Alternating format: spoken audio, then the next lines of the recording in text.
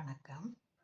செம்பியன் செல்வியின் வழியை பார்த்து கொண்டிருக்கிற அனைவரும் வாழ்க வளமுடன்.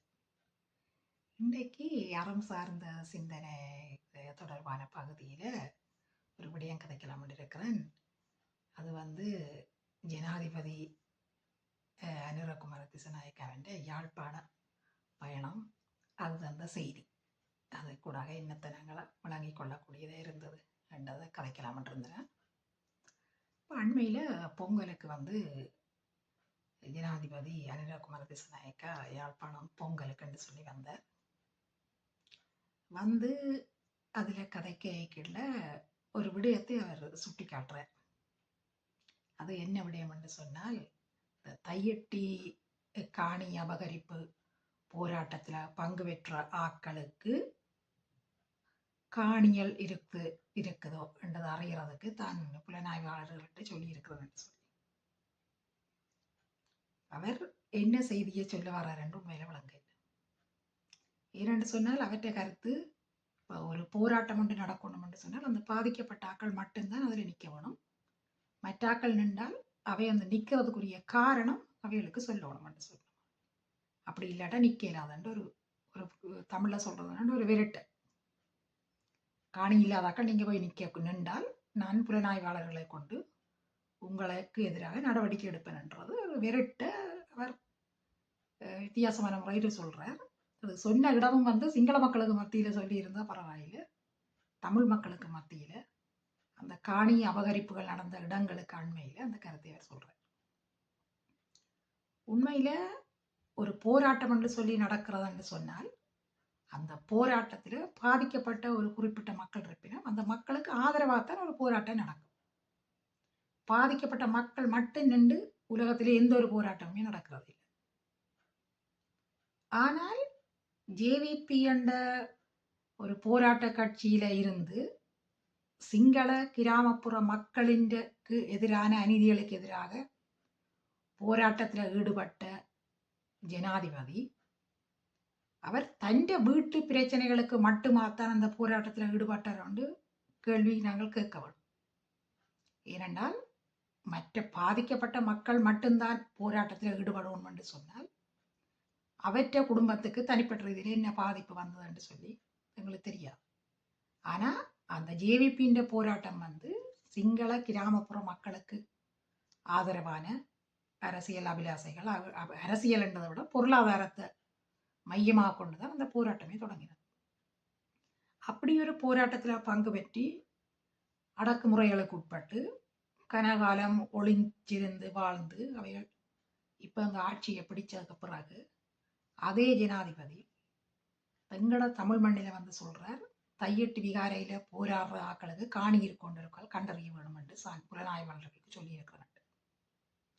இந்த செய்தியை அவர் தமிழ் மக்களுக்கு கூடாக அந்த கூட்டத்துக்கு சொல்லி மக்கள் சிரிக்கிற கைதட்டலை வாங்குறது கூடாக இந்த தமிழ் சமூகம் எவ்வளவு பின்னோக்கி போயிருக்குது, எவ்வளவு சுயநலமான ஒரு சமூகமாக இது மாறி இருக்குது, எவ்வளவு தூரம் இந்த சிங்கள அரசியல்வாதிகள் இந்த சமூகத்தை ஏமாத்தலாம் என்றது அவர் தெளிவாக விளங்கி, அந்த தெளிவாக ஜேவிபி என்ற என்பிபி விளங்கினதின் வெளிப்பாடு தான் அந்த கருத்து.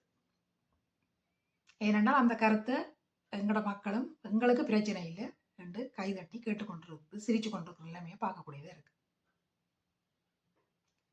அப்ப உண்மையில இந்த தமிழ் சமூகத்தை 70 ஆண்டுகளாக மிக மோசமான அடக்குமுறைக்கு உட்படுத்தி ஒரு மிகப்பெரிய 21ஆம் நூற்றாண்டில் நடந்த மிகப்பெரிய ஒரு இனப்படுகொலை, தமிழ் இனப்படுகொலை, அந்த இனப்படுகொலையை நடத்தி அந்த இனப்படுகொலைக்கு இராணுவத்தை கிராமங்கிரமாக போய் திரட்டி யுத்தத்துக்கு அனுப்பின அதே ஜேவிபி அனுர திசாநாயக்க ஜனாதிபதி உட்பட இந்த மக்கள் இவ்வளவு சீக்கிரம் எல்லாத்தையும் மறந்து தங்களை இவ்வளவு தூரம் ஆதரிக்கிறார்கள் என்றதை விட இந்த தமிழ் சமூகத்தை இலகுவாக ஏமாற்றலாம் என்ற அந்த செய்தியை ஏமாற்றின ஒரு சமூகத்தை தான் பார்க்கிறேன். அப்படி பார்க்கதான் இப்படியான கருத்துக்களை சொல்ல இயலும். அவரால் ஒரு அறிவுசார் சமூகத்துக்கு முன்னாடி இப்படி கருத்தை நிச்சயமா சொல்லியிருக்கிறார். ஏனென்றா திருப்பி கேள்வி கேட்போம்.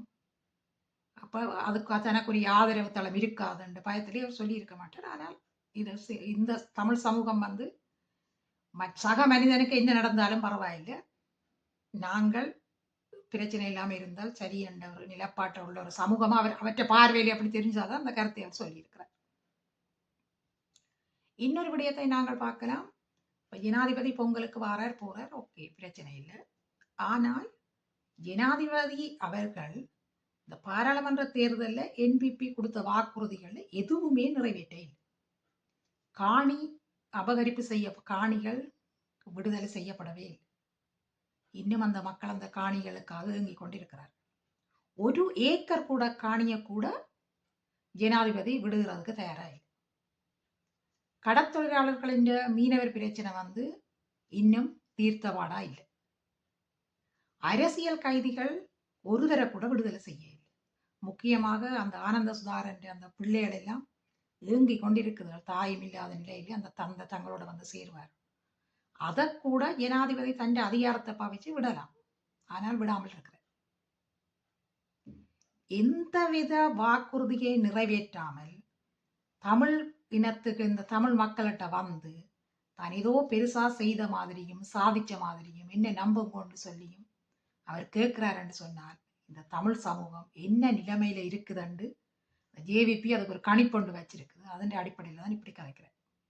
அடுத்ததா நீங்கள் பார்த்தீங்கன்னு சொன்னால் ஜனாதிபதியின் பலாலி வீதி நடைப்பயிற்சி. அந்த வீதி எந்த வீதியால ஜனாதிபதி நடைப்பயிற்சிக்கு போனாரோ அந்த வீதிகளும் அந்த வீடுகளும் அந்த காணிகளும் நில அபகரிப்புக்கு செய்யப்பட்டு சட்டவிரோதமான முறையில் அந்த இராணுவ முகாம்கள் அங்கு அமைக்கப்பட்டு இருக்குது, தேசிய பாதுகாப்பு என்ற ஒற்றை சொல்லோடு. ஆனால் அந்த நிலங்கள்ல 1 ஏக்கரை கூட ஜனாதிபதி விட்டுட்டு அந்த வீதியால நடந்திருந்தால் நாங்கள் அவருக்கு குட் மார்னிங் சொல்லலாம், என்னவும் சந்தோஷப்படலாம். குறைஞ்சபட்சம் 1 ஏக்கர் காணியாவது விட்டிருக்கிறார். அந்த வீட்டுக்காரர் அந்த இடத்துக்கு போவினம் வருவினம், ஜனாதிபதி மாதிரி அவர்களும் அந்த இடத்துல நடைபயிற்சி செய்வினம் என்று சொல்லி. ஆனால் 1 ஏக்கரை கூட அந்த மக்களுக்கு விடுவிக்காமல் அவர் அந்த எந்த நில ஆக்கிரமிப்புக்குள்ள இருக்கிற இராணுவ முகாம் இருக்கோ அந்த முகாமில தங்கி அந்த வீதியால நடந்து போறார். ஏனென்று சொன்னால் இந்த தமிழ் சமூகம் வந்து எதிலையுமே அக்கறை இல்லை. நான் வாழ்ந்தால் சரி, எனக்கு பிரச்சனை இல்லாத வரையில ஜனாதிபதி அந்த வீதியால போனதை வரவேற்கலாம். அந்த ஜனாதிபதி நடந்து போனதை வீடியோவுகளாக எடுத்து காணொளிகளாக எடுத்து வலையொலிகளில் போட்ட ஆக்கள் அதில் இன்னொரு கேள்வியை கேட்டிருக்க வேணும். நீங்கள் நடைப்பயணம் செய்கிற நடைப்பயிற்சி செய்கிற அந்த வீதியால எங்கட மக்களும் நடைப்பயிற்சி செய்யறதுக்கும் தங்களோட முத்தங்கள்ல நடந்து திரியறதுக்கும் அந்த வீட்டுல வசிக்கிறதுக்கும் அந்த காணியை விடுதலை செய்யுங்கோ விடுவியுங்கோ என்று கேட்டிருக்கலாம்.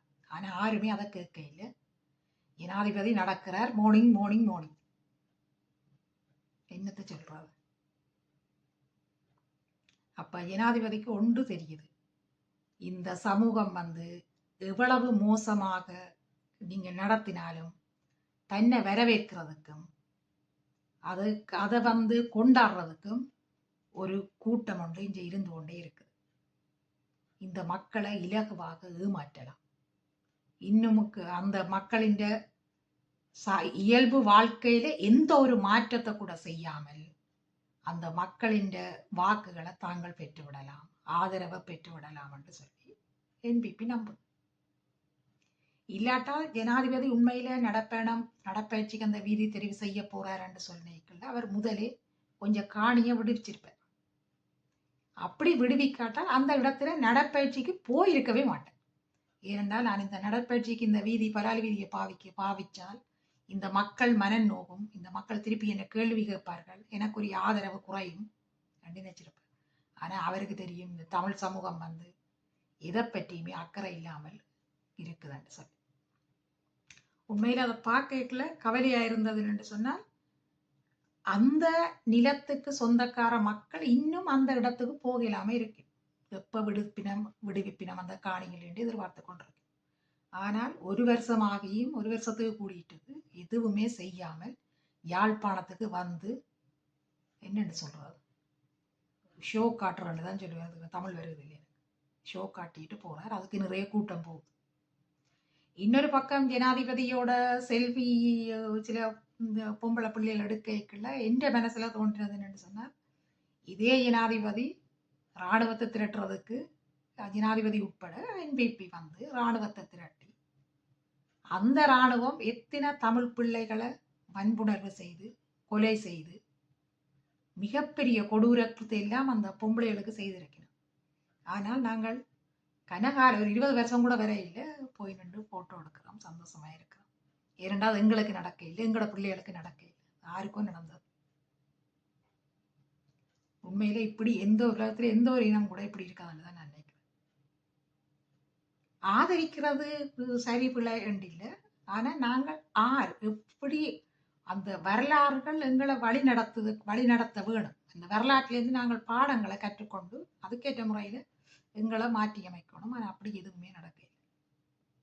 உண்மையில கணக்காக்களோட கதை கேட்க இந்த தமிழ் கட்சிகளின் ஏமாற்று வேலை, சுத்துமாத்து வேலை, அதுகள் தான் இந்த மக்கள் என்பிபியை ஆதரிக்கிறதுக்கு காரணம் என்று சொன்னாலும் ஒவ்வொரு மக்களும் எங்களுக்கு ஒரு சுய பரிசோதனையும் சுய அறிவண்டும் இருக்கு. நாங்கள் தமிழ் கட்சி எங்களுக்கு சுத்துமாத்து செய்து எங்களை ஏமாத்தது இல்லாட்டி எங்களோட பேராலே அவர்கள் வாழுகிறார்கள் என்று சாதாரணமா சொன்னார். அதுக்காக நாங்களும் அதையே தவற விடணும் இல்லை. சக எங்கட மக்கள் சமூகம் பாதிக்கப்படைக்க நாங்கள் அந்த சமூகத்துக்காக குரல் கொடுக்க வேணும். ஜனாதிபதி எந்த வாக்குறுதியும் நிறைவேற்றாமல் அவரால் இங்க வந்து உங்களுக்கு வரலாம் என்ன நம்புங்கன்னு சொல்லலாம்னு எந்த அடிப்படையில் அவரை நம்புறதுன்ற கேள்வியை கேட்கறதுக்கு இந்த அவரை ஆதரிக்கிற கூட்டம் தயாரா இல்லை. அதே மாதிரி தான் நான் அன்றைக்கு அமைச்சர் சந்திரசேகரற்ற ஒரு பதிவொன்று பார்த்திருந்தேன். அவரும் தமிழ் கட்சிகளை விட்டுட்டு எங்கள்கிட்ட வாங்கோண்டு சொல்றாரு. அது இது நின்றது அதோட சுருக்கம். அவர் என்னத்தை செய்துட்டு தமிழ் ஆக்களை தங்களோட வர சொல்லி அமைச்சர் கேட்கிறாருன்னு எனக்கு விளங்கு. அவர் மீன்பிடி அமைச்சராக இருக்கிறார். இந்த மீன்பிடியின் மக்களின் வாழ்வாதார பிரச்சனை கூட தீர்க்க மாட்டாமல் எங்கள்கிட்ட வாங்குவோம், நாங்கள் உங்களுக்கு எல்லாம் செய்வோம் என்று சொல்லி அவருக்கு கேட்க இயலும் என்று சொன்னால் தமிழ் சமூகம் வந்து எந்தவித அக்கறையும் இல்லாமல் தங்களுக்கு பின் எந்த உரிமையாலும் கொடுக்காட்டாலும் பரவாயில்லை, தங்களுக்கு பின்னால வருவினம் என்ற ஒரு நம்பிக்கை அவைக்கு இருக்குது. ஏனென்றால் அவர் வைக்கிற குற்றச்சாட்டுகள் வந்து நாங்களும் வைக்கிற தமிழ் கட்சிகள் எங்களுக்கு ஒன்றும் செய்ய, அது தமக்கு அது நாங்கள் அப்படி கதைக்கலாம். ஏனென்று சொன்னால் எங்களின் போராட்டம் ஏன் தொடங்கினது அதிண்ட வரலாறு பார்க்கணும்னா தமிழ் கட்சிகள் பிளவிடுது, ஏமாத்துது, சுத்துமாது செய்துன்றதுக்காக அதே பிள்ளையே தமிழ் ஆக்கள் நாங்கள் ஒவ்வொரு தரம் விடக்கூடாது.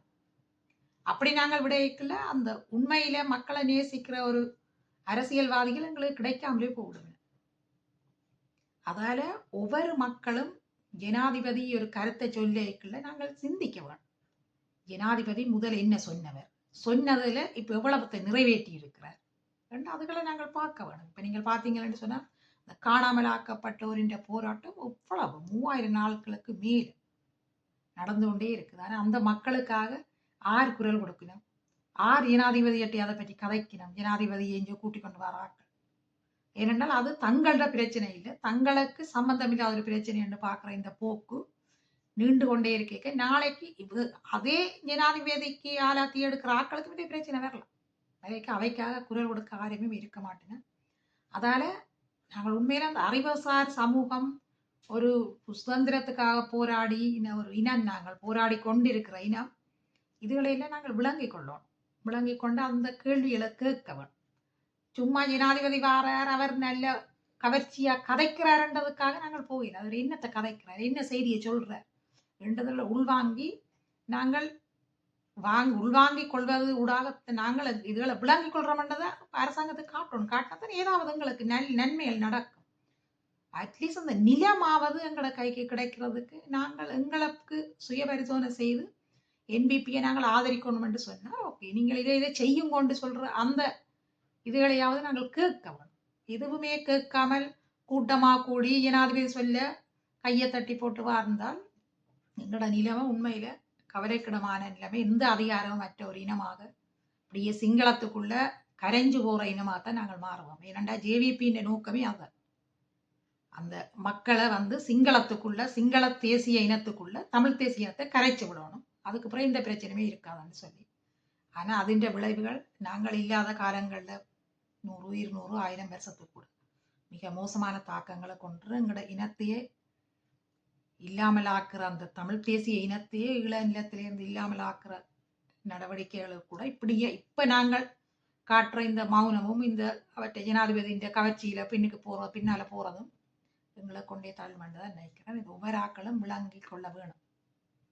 அது சம்பந்தத்தான் கதைக்கலாம் இருந்தன. நன்றி, வணக்கம். மீண்டும் ஒரு காணொளியில சந்திப்போம்.